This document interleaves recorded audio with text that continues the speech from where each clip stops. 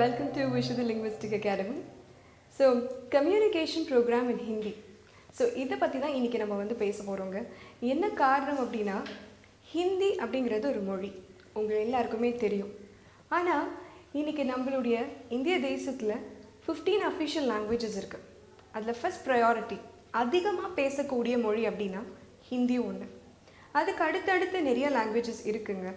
ஆனால் ஹிந்தி அப்படின்னு வரும் பொழுது எல்லாருமே டக்குன்னு சொல்கிற ரீசன், ஹிந்தி தெரிஞ்சால் நீ இந்தியா ஃபுல்லாக சுற்றிட்டு வந்துடலாம்ப்பா. ஏன்னா நிறையா மக்களுக்கு அந்த லாங்குவேஜ் தெரியும், நிறைய மக்கள் அந்த லாங்குவேஜ் பேசுகிறாங்க. இன்றைக்கி வந்து நாம் தமிழ்நாட்டில் இருந்தாலும் இன்றைக்கி தமிழ்நாட்டிலையும் நிறைய பேர் வந்துட்டு நார்த்லேருந்து வந்து ஒர்க் பண்ணுறாங்க. ஸோ இன்றைக்கி கட்டட தொழிலாக இருந்தால் பார்த்துக்கோங்களேன், அங்கே வந்து நிறைய பீகார்லேருந்து வந்து வேலையாட்கள் வந்து பார்த்துட்ருக்காங்க, ஒர்க் பண்ணிகிட்ருக்காங்க. அவங்கள வச்சு வேலை வாங்கிறதுக்கு நமக்கு அந்த மொழி தெரிஞ்சு ஆகணும்னு சொல்லி நிறைய பேர் என்கிட்ட வந்து ஹிந்தி கிளாஸஸ் கற்றுட்டு இருக்காங்க. அது மட்டும் கிடையாது, நான் ஏற்கனவே சொன்னேன், ஐடி ப்ரொஃபஷனல்ஸ் வந்து நிறைய பேருக்கு வந்து ஒரு 6 months 9 months வந்துட்டு அவங்க டீம் வந்து பூனேயில் இருக்கலாம், பெங்களூரில் இருக்கலாம். ஸோ அதனால் ஷிஃப்ட் பண்ணுவாங்க. அந்த நேரத்தில் பார்த்தீங்கன்னா அங்கே போயிட்டு கோப்பப் பண்ணுறதுக்கு, ஜஸ்ட்டு ஒரு ரேப்போர்ட் க்ரியேட் பண்ணுறதுக்கு ஹிந்தி தெரிஞ்சிருந்தால் ரொம்பவே நல்லாயிருக்கும் அப்படின்னு சொல்லிட்டு வந்து கற்றுக்கிட்டவங்களும் நிறைய பேர் இருக்காங்க. ஸோ என்னோடய ஸ்டூடெண்ட்டை வந்து ஒரு சுவாரஸ்யமான விஷயம் சொன்னார். இன்றைக்கி வந்து ஹிந்தி வந்துட்டு அவர் கற்றுக்கிட்டதுக்கு அப்புறம் என்னென்ன நன்மைகள் இருந்தது அப்படிங்கிறத சொல்லும் பொழுது, கற்றுக்கிறதுக்கு முன்னாடி அவர் ஃபேஸ் பண்ண ஒரு ஸ்ட்ரகிள் சொன்னார். ட்ரெயினில் போயிட்டு இருக்கும்போது எல்லா ஸ்டேஷனும் நிற்கும் பொழுது அங்கே வந்து நம்ம எந்த ஸ்டேஷனில் இருக்கோம் அப்படிங்கிறது வந்து ஹிந்தியில் எழுதியிருக்கோம் இல்லைங்களா. ஒரு கட்டத்துக்கு மேலே பார்த்தீங்கன்னா இங்கிலீஷ் அண்ட் ஹிந்திங்கிறது இங்கிலீஷ் அண்ட் தமிழ் மறைஞ்சு போயிட்டு வேறு எந்த ஊரில் இருக்காரோ அந்த பிராந்திய மொழியில் தான் வந்துட்டு எழுதியிருப்பாங்க. ஆனால் எல்லா இடத்துலையுமே வந்து ஹிந்தியில் இருந்து மென்ஷன் பண்ணியிருப்பாங்க இல்லைங்களா. ஸோ அப்படி போகும்போது அவருக்கு ஹிந்தி லாங்குவேஜில் என்ன எழுதியிருக்கு, நம்ம எந்த ஊரில் இருக்கோங்கிறதே அவருக்கு தெரியல. ப்ளஸ் லோக்கலில் இந்த டீ காஃபி விற்றுட்டு போகிறவங்கள்ட்ட கேட்கணுன்னாலும் எப்படி கேட்கணுங்கிறதும் அவருக்கு தெரியலையா. ஆனால் இன்றைக்கி லாங்குவேஜ் கற்றுக்கிட்டதுக்கு பிறகு அவர் சொல்கிறாரு, நான் எந்த ஸ்டேஷனில் நின்னாலும் அந்த இடத்துல என்ன நேம் போர்டில் எந்த இடத்துல நம்ம நிற்கிறோங்கிறத நானே படித்து தெரிஞ்சுக்கிட்டேன் மேடம். அது மட்டும் இல்லாமல் இப்போ ஒரு குறிப்பிட்ட இடத்துக்கு போயிருக்காங்க, அங்கே வந்து அட்ரஸ் பார்த்தீங்கன்னா நமக்கு இங்கே இங்கிலீஷில் இருக்குது, பட் அந்த ஊரில் கம்ப்ளீட் வந்து ஹிந்தியில் தான் இருக்குது. எல்லா நேம் போர்ட்ஸ்லேருந்து ஸ்ட்ரீட் நேம்ஸ்லேருந்து எல்லாமே அவங்க எந்த இடத்துல போய் ரீச் ஆகணுமோ அந்த இடத்துலையே போய் ரீச் ஆகிட்டு அங்கே தான் இருக்கோன்னே தெரியாமல் அவங்க வந்துட்டு சுற்றிட்டு இருந்திருக்காங்க. பட் இப்போ வந்து அந்த மாதிரியான ப்ராக்டிக்கல் டிஃபிகல்ட்டிஸ் எதுவுமே இல்லை. ரெண்டாவது ஹிந்தி தெரிஞ்சதுனால ஆட்டோ வாலாஸாக இருக்கட்டும், இல்லை வந்துட்டு டாக்ஸி வாலாஸாக இருக்கட்டும், அவங்கக்கிட்ட பேசும்போதும் கூட வந்துட்டு வந்து எந்த இடத்துக்கு போகணுங்கிறது இவங்க தெளிவாக சொல்கிறனால குறிப்பிட்ட டயத்தில் போய் சேர முடியுது. அந்த மாதிரி நிறைய விஷயங்கள் சொன்னாங்க, கேட்க ரொம்ப சந்தோஷமாக இருந்தது. ஸோ ஹிந்தி கற்றுக்கணுன்ற ஆர்வம் எல்லாருக்குமே உண்டு. ஆனால் ஹிந்தி ஆஸ் அ லாங்குவேஜ் ஏன் நான் எழுதி படித்து பேசணும், நான் டைரெக்டாக ஏன் பேசக்கூடாது, எனக்கு பேச மட்டும் கற்றுக் கொடுங்கன்னு எல்லாரும் கேட்குறாங்க. ஸோ அவங்களுக்காக ஒரு தெளிவு கொடுக்கணுங்கிறதுக்காக தான் இந்த ட்ரையல் செஷனே. ஸோ இந்த ட்ரையல் செஷன் அட்டன் பண்ணதுக்கு பிறகு டெஃபினட்டாக உங்களுக்கு ஒரு தெளிவு கிடைக்கும்னு நான் நம்புகிறேங்க. உதாரணமாக இன்றைக்கி LSRW அக்ராஸ் த குளோப் நீங்கள் எங்கே சுற்றினாலும் நம்ம எஜுகேஷ்னல் பேட்டர்னில் LSRW listening, speaking, reading, writing இந்த 4 விஷயம் தொட்டு தான் நம்ம வந்துட்டு எந்த ஒரு ஃபீல்டாக இருந்தாலும், எஸ்பெஷலி எஜுகேஷன் ஃபீல்டில் எந்த ஒரு சப்ஜெக்டாக இருந்தாலும் அது டீல் பண்ணுறதுக்கு LSRW is very very important. அது உங்களுக்கும் தெரியும், எனக்கும் தெரியும். ஆனால் இதில் ஒரு சின்ன சேஞ்ச் இப்போது என்னன்றதையும் நம்ம பார்த்துடலாம். லிசனிங் அப்படின்ற ஒரு விஷயம் ஃபஸ்ட்டாக இருக்குது. ஆனால் நாம் என்ன பண்ண போகிறோன்னா ஃபஸ்ட்டு ரைட்டிங் கொண்டு வர போகிறோம். ஏன் ரைட்டிங் கொண்டுட்டு வரோம் அப்படிங்கிறதுக்கும் நான் காரணம் சொல்கிறேன். இப்போது உங்கள் வீட்டில் சின்ன குழந்தைங்க இருக்காங்க, நீங்கள் தமிழ் இன்றைக்கி அந்த குழந்தைங்களுக்கு சொல்லிக் கொடுப்பீங்க. ரொம்ப சிம்பிளுங்க. ஆ இம்மா அம்மா, அம்மா சொல்லுங்க, இப்பா அப்பா அப்படி சொல்லுவீங்களா, இல்லை மடியில் தூக்கி வச்சுட்டு அம்மா சொல்லுங்க, அப்பா சொல்லுங்க, தாத்தா சொல்லுங்க அப்படி சொல்லுவீங்களா? ஃபஸ்ட்டு சொன்ன மாதிரி நிச்சயமாக கிடையாது. செகண்ட் டைம் சொன்ன மாதிரி தான் இல்லைங்களா. நம்ம என்னெல்லாம் அந்த குழந்தை பேசணும்னு நினைக்கிறோமோ அந்த வார்த்தையை வந்து அந்த குழந்தைக்கு சொல்ல சொல்ல சொல்ல அது கேட்டு கேட்டு கேட்டு ஒரு கட்டத்தில் நிச்சயமாக அம்மா பா தா அப்பா என்ன சொல்லுவோம், அம்மான்றதுக்கு மா, அப்பான்றதுக்கு பா, தாத்தான்றதுக்கு தத்தா தத்தா ஏதோ ஒன்று அந்த மழலையில் ஸ்டார்ட் பண்ணுவோம் இல்லைங்களா. ஸோ அப்போ அந்த குழந்தைக்கு அந்த வெக்காபுலரிஸ் வேர்ட்ஸ் அந்த வெக்காபுலரிஸ் கேட்டு கேட்டு கேட்டு தானே இங்கே வருது. இப்போ ஹிந்திக்கு வந்து இன்றைக்கி நம்ம அந்த மாதிரி கேட்குறோமா? இங்கே நம்ம தமிழ்நாட்டில் இருக்கோம், நம்ம வந்து அந்த மாதிரி ஹிந்தி பேசுகிறோம், வடமொழி பேசுகிறவங்க ரொம்ப குறைவு. ஸோ அவங்கக்கிட்ட போய் நாமளும் பேசுறதில்ல, பிகாஸ் நமக்கும் அந்த லாங்குவேஜ் தெரியல. இப்போ யாராவது ஒருத்தர் வீட்டில் இருந்து அதை பேசிக்கிட்டே இருந்தாங்கன்னா ஆட்டோமேட்டிக்காக நம்ம பேசிடுவோம். ஆனால் இப்போது யாரோட ஹெல்ப்பு இல்லாத இந்த சுச்சுவேஷனில் உங்களுக்கு எழுதவும் படிக்கவும் தெரிஞ்சதுன்னு வச்சுக்கோங்களேன், ரொம்ப சிம்பிள். பேசுறது ரொம்ப ரொம்ப ரொம்ப ரொம்ப சிம்பிள். நிறைய புத்தகங்கள் வாசிக்கலாம், நாளிதழ்கள் வாசிக்கலாம், நாளேடுகள் வாசிக்கலாம். ஏங்க ஒரே ஒரு புக்கு, ஹிந்தி புக், ஏதோ உங்களோட சாய்ஸ் என்னவோ, அது நாவல்ஸாக இருக்கலாம், இல்லை வந்து நியூஸ் பேப்பராக இருக்கும், உங்கள் சாய்ஸ் எப்படி இருக்கோ அதை எடுத்து வாங்கி நீங்கள் விடாமல் படிச்சிங்க அப்படின்னா, ஒரு 10 லைன் படிக்கிறீங்கன்னு வச்சுக்கோங்களேன், அட்லீஸ்ட் ஒரு 5 புது வார்த்தைகள் உங்களுக்கு அதில் வந்துட்டு தெரியாமல் இருக்கலாம். அந்த 5 புது வார்த்தைகளையும் நீங்கள் எடுத்து எழுதி வச்சுட்டு டிக்ஷனரியில் அதுக்கு தமிழ் அர்த்தம் என்ன, இங்கிலீஷ் அர்த்தம் என்னன்னு எழுதி வச்சுக்கோங்க.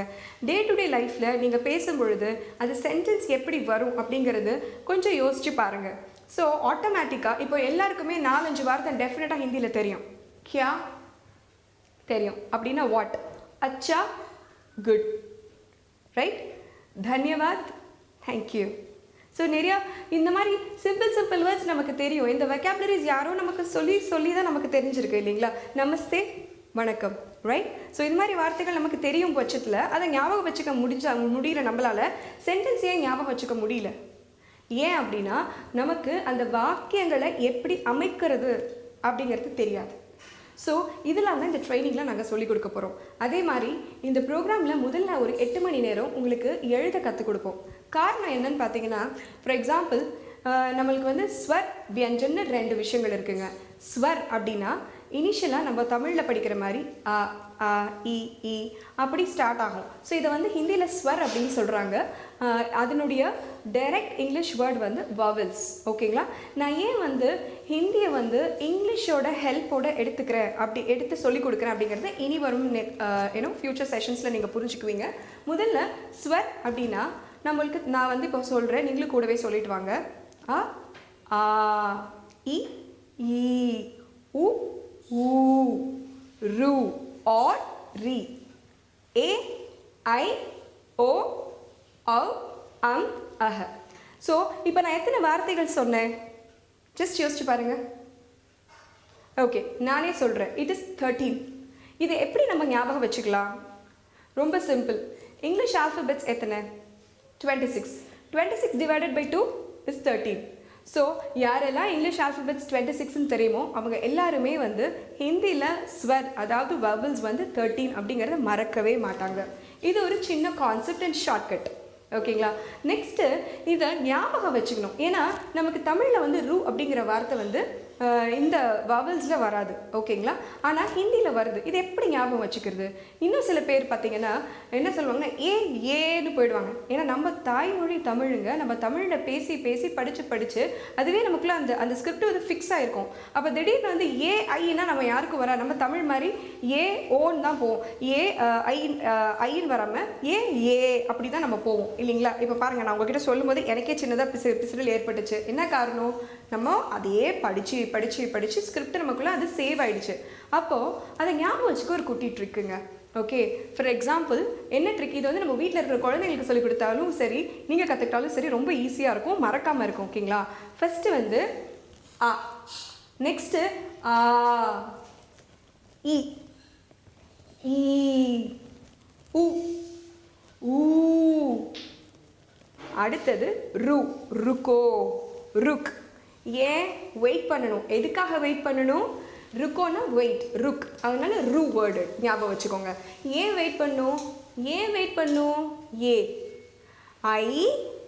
ஏக்கு அப்புறம் இல்லைப்பா, ஓஹோ ஓ அவ் அம் அஹ. நல்லா பார்த்துக்கோங்க. ருக்கோ வெயிட் பண்ணணும். ஏன் வெயிட் பண்ணணும்? ரூக்கு அப்புறம் ஏக்கு அப்புறம் ஏக்கு அப்புறம் என்ன? ஏக்கு அப்புறம் நம்ம தமிழ் லெட்டர் மாதிரி ஏன்னு போயிடக்கூடாது. ஏக்கு அப்புறம் ஓஹோ அப்படி நம்ம சொல்கிறோம் இல்லைங்களா, அந்த மாதிரி ஓ. அடப்பாவுமே, எனக்கு இது கூட தெரியலையே. வடிவேலு நிறைய இடத்துல பாடுவார், ஓன்னு வர இல்லைங்களா. ஸோ அந்த மாதிரி ஓ அங் அஹ. இப்போ இந்த பேட்டர்னில் ஞாபகம் வச்சு பாருங்களேன். ஷார்ட்டுக்கு வந்து நான் வந்து ஆ சொல்கிறேன், லாங்குக்கு நான் ஆ அப்படிங்கிறேன். ஈன்னு நான் சொல்லிட்டேன், அது நமக்கு வந்துடும். ஊ அதுவும் வரும். பிகாஸ் ஊ வந்து சிம்பிளாக நம்ம சொல்கிறோம். அப்புறம் ஊன்றப்ப நம்ம நல்லா லென்த்தியாக இழுக்கிறோம். ஸோ ஷார்ட் அண்ட் லென்த்துக்கு வந்துட்டு குரல் நெடிலுக்கு வந்து நம்ம இந்த மாதிரி பேசிக்கிறோம். ஆனால் இந்த ட்ரிக்ஸ் ஞாபகம் வச்சுக்கிறது என்னென்னா ருக்கோ ஓ அவ் அம் அஹ. இப்போ இந்த ட்ரிக்கு யூஸ் பண்ணி நம்ம வீட்டில் குழந்தைங்களுக்கு சொல்லி கொடுத்தோன்னா வித்தின் 2 மினிட்ஸ் இந்த வவல்ஸ் ஈஸியாக கிராஸ் பண்ணிப்பாங்க. ஓகேங்களா? அதுக்கு பிறகு வந்துட்டு பார்த்தீங்கன்னா வாட் வி ஹேவ் இஸ் ஸ்வர் இருக்கிற மாதிரி வியஞ்சன், தட் இஸ் நம்ம இங்கிலீஷில் வவல்ஸ் இருக்கிற மாதிரி கான்சனன்ஸ் இருக்குது. ஸோ கான்சனன்ஸ் படி பார்த்தீங்கன்னா நமக்கு வந்து க க க க க க. ஸோ ஃபர்ஸ்ட் க இஸ் க, நெக்ஸ்ட் இஸ் க, தேர்ட் இஸ் க, ஃபோர்த் இஸ் க. இதில் ஒரு சின்ன மிஸ்டேக் நம்ம பண்ணால் கூட அர்த்தமே மாறிடுங்க. உதாரணமாக நல்லா கேட்டுக்கோங்க. गाना गाओ, खाना खाओ. So खाना खाओ, गाना गाओ. गाना பாட்டு, பாட்டு பாடு. खाना खाओ, that is சாப்பாடு சாப்பிடு. இப்போ இந்த இடத்துல நம்ம கொஞ்சம் ஒரு சின்ன வேரியேஷன் பண்ணி பார்ப்போமே. गाना खाओ அப்படின்னா பாட்டை சாப்பிடு. இது வந்து சென்டென்ஸ் வந்து ரொம்பவே தப்பாக இருக்கு இல்லைங்களா? Does that make any sense இல்லைல்ல? ஸோ கானா காவோ சாப்பாடு சாப்பிடு, கானா காவோ. இதில் என்னங்க பெரிய விஷயம் இருக்குது நீங்கள் கேட்கலாம். நல்லா யோசிச்சு பாருங்கள். செகண்ட் காக்கு KHAANA கானா, காவோ KHA ஓக்கு OH போட்டுடுறோம். ஓகே, கானா காவோ. நெக்ஸ்ட்டு கானா காவோக்கு GAANA கானா, காவோ GAAOH காவோ.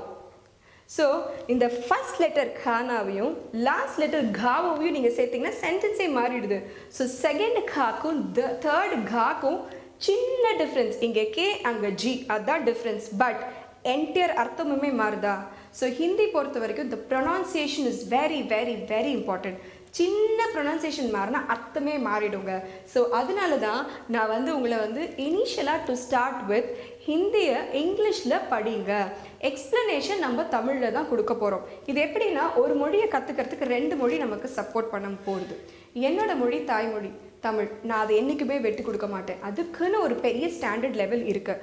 அதே நேரத்தில் நான் என்னோடய மொழி மூலிமா நான் இன்னொரு மொழியை தெரிஞ்சுக்க போகிறேன். ஆனால் ஒரு சின்ன குழந்தை நடைவண்டி பயிலும் பார்த்தீங்களா, தட் இஸ் நடக்க தெரியாத டைமில் நடவண்டி பிடிச்சி நடப்போம். நாமளும் அதெல்லாம் பிடிச்சி நடந்தால் வந்திருப்போம். பட் இன்றைக்கி நம்ம அதை பிடிச்சி நடக்கிறோமா? இல்லை. என்ன காரணம் அப்படின்னா நம்ம வந்து வளர்ந்துட்டும் நடக்க தெரியும். ஸோ அதனால் நடைவண்டி தேவையில்லை. அதே போல் இனிஷியலாக ஹிந்தி வந்து அந்த ப்ரொனவுன்சியேஷன் ப்ராப்பராக வர வரைக்கும் நம்ம இங்கிலீஷை யூஸ் பண்ணிக்கணும். இது என்னுடைய தாழ்மையான வேண்டுகோள். ஸோ இப்படி செய்யும் பொழுது எழுதுறதுக்கும் படிக்கிறதுக்கும் ப்ரொனவுன்சியேஷனும் நமக்கு ப்ராப்பராக வரும். ஒரு கட்டத்துக்கு மேலே நீங்கள் எழுத கற்றுக்கிட்டதுக்கு பிறகு படிக்க ஆரம்பிக்கும் போது 2 லெட்டரை சேர்த்து ஒரு வார்த்தை, அதுக்கப்புறம் 3 லெட்டர் 4 லெட்டர் சேர்த்து ஒரு வார்த்தை, 5 லெட்டர் சேர்த்து ஒரு வார்த்தை, 6 லெட்டர் சேர்த்து ஒரு வார்த்தை, இப்படி எப்படி வந்து நம்ம சேர்த்து படிக்கணும் அப்படிங்கிறதுக்கு சில ரூல்ஸ் இருக்குங்க. அந்த ரூல்ஸ் அண்ட் ரெகுலேஷன்ஸ் எல்லாமே வந்து ரீடிங் செக்மெண்ட்டில் நம்ம படிப்போம். இப்போ ஃபஸ்ட் ப்ரோக்ராம் ரைட்டிங் ஒரு 8 hours போகிறதுன்னு வச்சுக்கோங்களேன். ரீடிங் வந்து ஒரு 8 hours போகிறது. ஒரு 16 hours நீங்கள் கிட்டத்தட்ட ஒரு குட்டியாக சென்டென்சஸ் யஹா ஆவோ, தூத் பீவோ, இந்த மாதிரி குட்டி சென்டென்சஸ் நீங்களே அழகாக பேச ஆரம்பிச்சிருவீங்க. ஸோ இதுக்கப்புறம் நம்ம ரைட்டிங் ரீடிங் முடித்ததுக்கு பிறகு நம்ம என்ன பண்ண போகிறோம்னா லிசனிங் அண்ட் லேர்னிங். ஓகேங்களா? ஸோ லிசனிங்கில் சில வீடியோஸ் இது வந்து 100% வந்து ஆக்டிவிட்டி பேஸ்டாக இருக்கும். அது மட்டும் இல்லாமல் இந்த ரீடிங் வந்துட்டு நீங்கள் வரும்பொழுது not only the rules and regulations, நீங்கள் நிறைய லெசன்ஸ் வேறு நீங்கள் படிப்பீங்க. கிட்டத்தட்ட ஒரு 30 லெசன்ஸ் படிப்பீங்க. ஒரு லெசன்லேயும் ஒரு 10-15 வேர்ட்ஸ் நீங்கள் வச்சுக்கிட்டா கூட. ஆனால் கிட்டத்தட்ட வந்து பார்த்தீங்கன்னா இந்த கோர்ஸ் முடிக்கும் போது 1500 வேர்ட்ஸ்க்கு மேலே நீங்கள் கற்றுக்குவீங்க. That is otherwise known as vocabularies நீங்கள் கற்றுக்குவீங்கன்னு வச்சுக்கோங்களேன். லிசனிங்லையும் லேர்னிங் ரெண்டுமே வந்துட்டு எல் தான். இந்த ஸ்டேஜஸில் வந்து சில ஆக்டிவிட்டீஸ் நாங்கள் கொடுப்போம். அந்த ஆக்டிவிட்டீஸ் வந்துட்டு என்னன்றது வந்து நீங்கள் நேரில் எக்ஸ்பீரியன்ஸ் பண்ணும்போது தெரிஞ்சுப்பீங்க.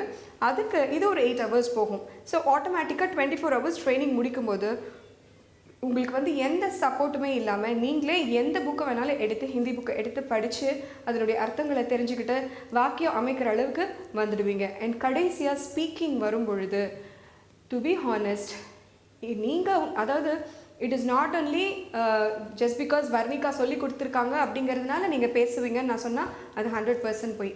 நான் சொல்லி கொடுத்ததை நீங்கள் ப்ராக்டிஸும் பண்ணணும் வீட்டில். உதாரணமாக நீங்கள் வந்து என்ன உதாரணமாக இப்போ நீங்கள் எவ்வளோ நேரம் ப்ராக்டிஸ் பண்ணுவீங்க? 2 hours a day, 1 hour a day, half an hour a day? டெஃபினட்டாக எனக்கு இவ்வளோ நேரம்லாம் வேண்டவே வேண்டாங்க. எவ்ரி டே கண்டினியூஸ்லி 15 minutes, அது காலையிலையோ சாயந்தரமோ உங்களுக்கு எப்படி டைம் கிடைக்குதோ 15 minutes நாங்கள் சொல்கிற ஒர்க் ஷீட்ஸ் ப்ராக்டிஸ் பண்ணிங்கனாலே ரிசல்ட் 100% வருங்க. ஸோ நான் சொல்லி கொடுக்குறது அணியில் நீங்களும் தினமும் ஒரு 15 நிமிஷம் தொடர்ந்து, தட் இஸ் இப்போ மண்டே கிளாஸ் முடியுதா அன்றைக்கி நீங்கள் எதுவுமே படிக்க வேணாம். பட் டியூஸ்டே வெனஸ்டே நீங்கள் அந்த 2 நாள் டெஃபினட்டாக நீங்கள் 15 மினிட்ஸ் ப்ராக்டிஸ் பண்ணிவிட்டு அதற்கு பிறகு தான் நீங்கள் Thursday கிளாஸ் வரணும். ஸோ இந்த 2 நாள் நீங்கள் 15 மினிட்ஸ் நீங்கள் கான்ட்ரிபியூட் பண்ணும்போது டோட்டலாக ½ an hour இல்லைங்களா? ஸோ அந்த மாதிரி நீங்கள் ப்ராக்டிஸ் பண்ணிட்டு வரும்பொழுது ஸ்டெப் பை ஸ்டெப்பாக உங்களுக்கே உங்களோட growth தெரியும். அதே மாதிரி listening, speaking, reading, writing. So இப்போ நம்ம ரைட்டிங் முடிச்சாச்சு, ரீடிங் முடிச்சாச்சு, லிஸ்னிங் அண்ட் லேர்னிங் முடிச்சாச்சு. அடுத்தது ஸ்பீக்கிங் வரும்போது இன்ட்ராக்டிவ் செஷன்ஸ் இருக்கும். அதே மாதிரி வந்துட்டு உங்களுக்கு வந்து ரோல் பிளேஸ் இருக்கும், ஆன் ஸ்பாட் டாபிக்ஸ் இருக்கும். நீங்கள் வந்து பயப்படவே வேண்டாம். நாங்கள் சொன்ன விஷயத்தை நீங்கள் கரெக்டாக ஃபாலோ பண்ணியிருந்தீங்கன்னா ஸ்பான்டேனியஸாக வந்து ஒரு அழகான ஃப்ளோ நீங்களே உங்களோட ஹிந்தியில் பார்க்கலாம், ஒரு நல்ல இம்ப்ரூவ்மெண்ட் பார்க்கலாம். ஸோ இந்த ப்ரோக்ராம் வந்து ஒரு 30 hours டியூரேஷனில் இப்போ கொண்டுட்டு போயிருக்கோம். ஆனால் எல்லாமே வந்துட்டு செக்மெண்ட்ஸ், இப்போ இந்த 4 LSRW வந்து 8 ஹவர்ஸ்னு போட்டிங்கன்னா 32 hours வருங்க. இது சில பேர் வந்து 32 ஹவர்ஸ்க்குள்ளே முடிக்க முடியாத சுச்சுவேஷனில் இருப்பாங்க. ஏன்னா நம்ம வந்து எல்லாருமே வந்து வெரி இன்டெலிஜென்ட்னு சொல்ல முடியாது. சில பேர் கொஞ்சம் ஸ்லோ லேர்னர்ஸும் இருப்பாங்க, சில பேர் நல்ல இன்டெலிஜென்ட்டாக இருப்பாங்க, பட் டைம் கமிட்மெண்ட் இஷ்யூஸ் எல்லாம் இருக்கும். ஸோ அதனால் கொஞ்சம் லேட்டாக தான் பிக்கப் ஆவாங்க. அவங்களுக்கு வந்து எக்ஸ்ட்ரா ஒரு 5 hours அவங்க எடுத்துக்கிட்டாலும் நாங்கள் அதுக்கு எதுவுமே எக்ஸ்ட்ரா சார்ஜஸ் வாங்குறது கிடையாது. அண்ட் இதில் வந்து 100% வந்து ரிசல்ட் ஓரியன்ட் ப்ரோக்ராம். நீங்கள் வேணும் அப்படி இந்த ப்ரோக்ராம் நீங்கள் வந்து எடுக்கணும், எனக்கு இந்த ப்ரோக்ராம் கற்றுக்கணும், நான் படிக்கணும் அப்படின்னு உங்களுக்கு ஆர்வம் இருக்குமானால் நீங்கள் ஒரு ஃப்ரீ ட்ரையல் செஷன் ஒரு 30 minutesக்கு டிரெக்டாக வந்து கிளாஸில் உட்காந்து அப்சர்வ் பண்ணி கூட பார்த்துட்டு அதுக்கு பிறகு உங்களுடைய கமெண்ட்ஸ் அண்ட் ஃபீட்பேக்ஸ் எங்களுக்கு கொடுக்கலாம். ஸோ இந்த வீடியோ உங்களுக்கு பிடிச்சிருந்தது அப்படின்னா இந்த வீடியோவில் நீங்கள் உங்களுக்கு இன்ஃபர்மேட்டிவான விஷயங்கள் எல்லாம் நாங்கள் ஷேர் பண்ணியிருக்கோம் அப்படின்னு நீங்கள் நினச்சிங்கன்னா உங்கள் வேல்யூபிள் கமெண்ட்ஸ் அண்ட் ஃபீட்பேக் கொடுங்க. ஸோ அதிலிருந்து எங்களுக்கு எங்களை முன்னேற்றிக்கிறதுக்கு உங்களோட கமெண்ட்ஸ் அண்ட் ஃபீட்பேக்ஸ் ரொம்ப யூஸ்ஃபுல்லாக இருக்கும். டெஃபினெட்லி நாங்கள் வந்து we are looking forward to hear your comments and feedbacks. Thank you so much.